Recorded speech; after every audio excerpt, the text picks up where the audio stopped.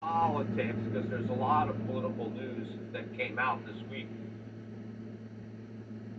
The first one was this Democratic National Convention, 4 days of utter nonsense.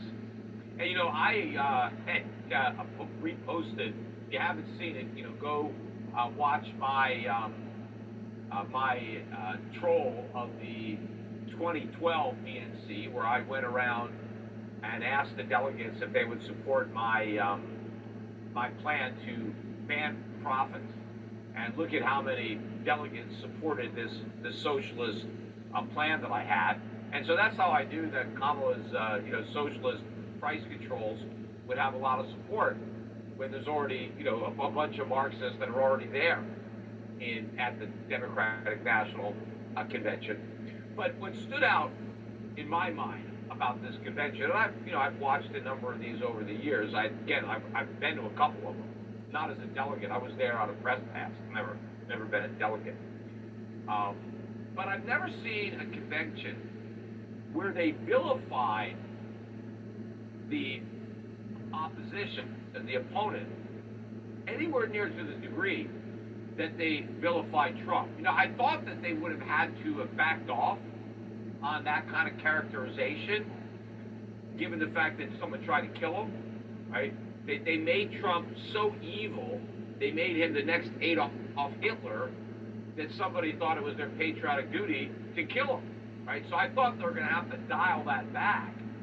Now they didn't compare him to Hitler, but they did claim that he wants to be a dictator, that he's going to end freedom as we know it, and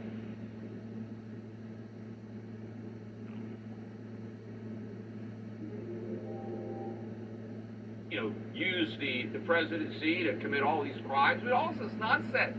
The Supreme Court didn't do that. They're misinterpreting what the Supreme Court said, or deliberately misrepresenting it. The thing about it is, I don't know if I've ever seen so many lies told, like, in succession in such a short period of time about Trump. Right? Most of what they talked about Trump nonstop, right? I don't know why, I'm sure they must have, Trump dartboards there, where people are throwing darts at him, or, who knows what they're doing. But it was just like a punching bag, and it's all anti-Trump. It was much more a negative about Trump than positive about Kamala, because of course there's nothing positive about her. I mean, they still managed to pretend that she's achieved these great successes, and that Biden has achieved a great success. What did he achieve? What success has there been under the Biden administration? He keeps talking about all the jobs he created. He didn't create anything. He keeps counting all the jobs that were there before he was president. Those are the jobs he claims credit for having created. The jobs where people were furloughed due to COVID, and then COVID is over, and the employers recall all the people, hey, come back to work, and now those people come back to the jobs they already have, and Biden's like, you see, look, I created those jobs. He didn't create anything. We actually lost full-time jobs since Biden's been president. And the fact that so many people are moonlighting right now, I mean, what if Biden ran, if his campaign, when he ran against Trump, was vote for me, and I'll make it so you need a second job. Vote for me, and you'll have 2 or 3 jobs instead of 1. Forget about having weekends with your family or being able to relax at night. You're going to have a second job. You're going to work an evening job, and then you're going to work over the weekend just so you can pay your rent and pay the grocery bills. Would people have voted for those type of jobs? Because those are the jobs that Biden created, right? Jobs that people didn't want, that they wish they didn't have, but unfortunately they've got no choice because the economy is so bad that they've got to work 2 or 3 jobs, right? There is no success.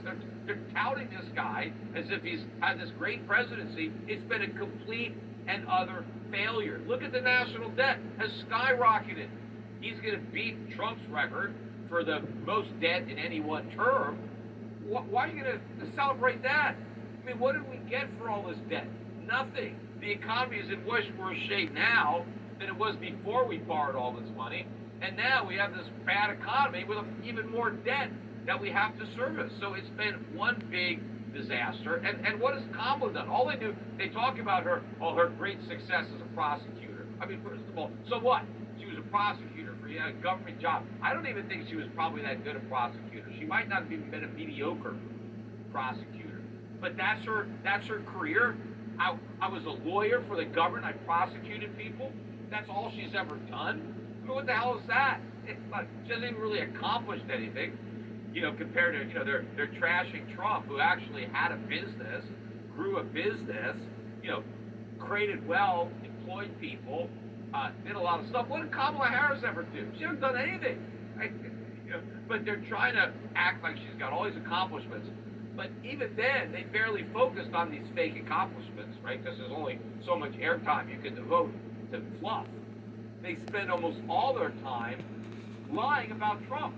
Most of the things, almost everything actually, that they accuse Trump of doing or wanting to do, he's not going to do. And they repeated all these lies where they take things out of context, like the bloodbath, or bad people on both sides, or whatever it is, or, all these quotes that have already been proven were either not said or were taken out of context and don't even apply to the way they're using them. And despite the fact that they've been thoroughly debunked, they all regurgitated them again, as if they had nothing else to do but repeat these same lies. But even things like Social Security, they kept saying, oh, Donald Trump's going to slash Social Security, he's going to cut Social Security. I mean, I wish he was going to do stuff like that. We need to cut Social Security. But Donald Trump's never said anything about cutting Social Security. In fact, he wants to increase Social Security. He wants to make Social Security benefits tax-free. That's the same thing as increasing Social Security. So Donald Trump is running on a campaign of increasing Social Security benefits, right? Something that I disagree with. Now, I think we should remove the tax, but we have to find another way to cut the overall benefits, because the tax on benefits is an incentive not to work. So we don't want to disincentivize people who might otherwise work from working, but Social Security is broke. So we got to find ways to cut spending. But Trump's not talking about that. He's talking about increasing Social Security spending, and the Democrats are saying he's going to cut Social Security. And he already was president for 4 years and didn't make any cuts to Social Security, which was part of the problem, right? So there are things about Trump that I like, and there are things about Trump that I don't like, and one of them is that he's not doing anything about government spending. Or even in today's rally, he talks about tariffs. He goes, oh, the tariffs aren't taxes. Of course they're taxes. He's denying that. He says, well, the foreigners pay those taxes. No, they don't. Americans pay those taxes. But, I prefer tariffs to an income tax. The government's got to generate revenue. Kamala Harris was talking about how bad it was that Trump wants to impose tariffs. Well, okay, what are they going to do to get revenue? And their only plan is, well, let's tax the rich, right? They want to jack the capital gains tax rate up to 45, 49%. They're even talking about a 25% tax on unrealized gains, which of course would be unconstitutional because unrealized gains are not income. They're property. If you're going to tax me on my stock or my real estate, and you're going to tax me simply because the value is increased, you're not taxing income, you're taxing property. Because I haven't sold the property, I haven't realized any income, so you're making me pay a tax because I own property, and that is a direct tax, and it needs to be apportioned. And so they're going to try to claim that it's income and that they can tax it, which they can. But forget about the constitutionality. It's just horrible economics. It just can't work. It'd be a disaster for the country if they ever were able to impose such a tax. But that's all that they're talking about as far as raising taxes. But they don't even talk about, like, we got to reduce the deficit, that we need to raise taxes or cut spending because we have the deficits. And of course, Trump doesn't talk about that either. But at least Trump wants to eliminate a lot of regulations. The Democrats want more regulations. We got too many regulations.